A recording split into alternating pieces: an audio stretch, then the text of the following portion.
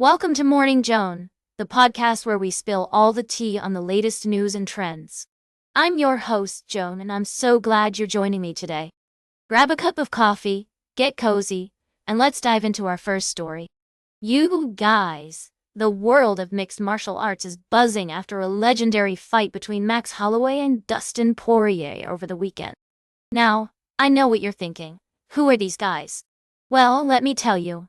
They're two of the biggest names in the UFC, and their rivalry has been years in the making. So, here's the tea.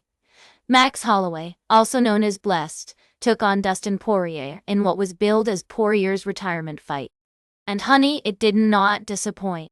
The two fighters went head-to-head in an epic battle that had everyone on the edge of their seats.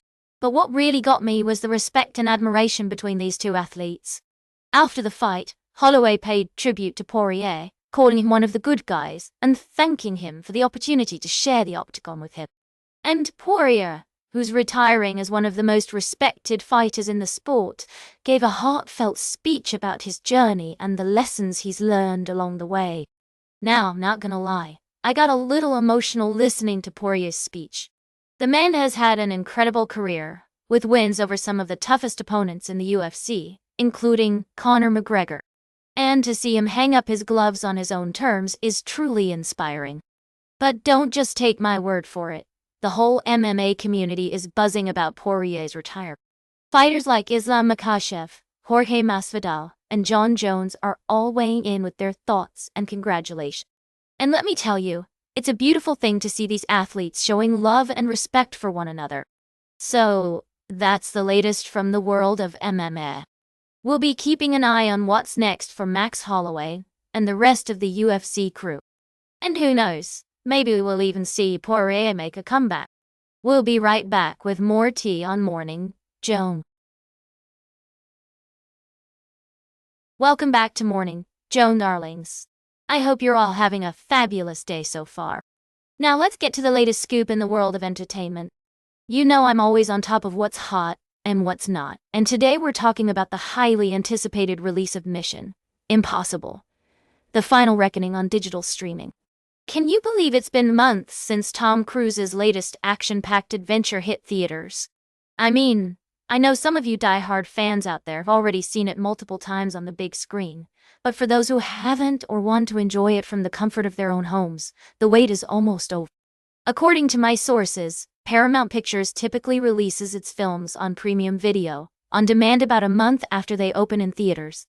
However, with Tom Cruise being a huge proponent of the theatrical experience, it's no surprise that he wants moviegoers to see Mission Impossible, the final reckoning on the big screen, without any quick home entertainment option.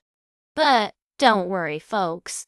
The film's theater count is down to 705 venues this weekend, and it looks like it's dropping out of the domestic top 10. So a transition to PVOD seems imminent. Now I know some of you are thinking, Joan, when can we expect to stream it?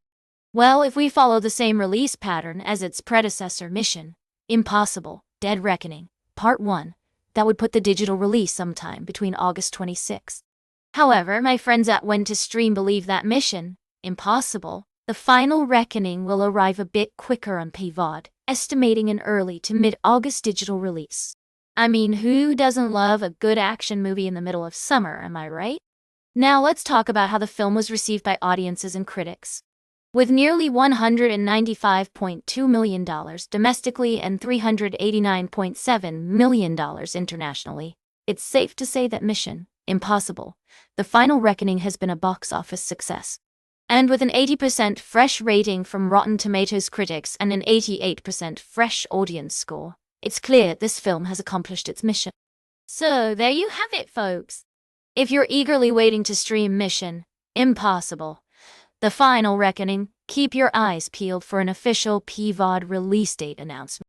And remember, if you want to stay on top of the latest entertainment news and gossip, you need to tune into Morning Joan every day.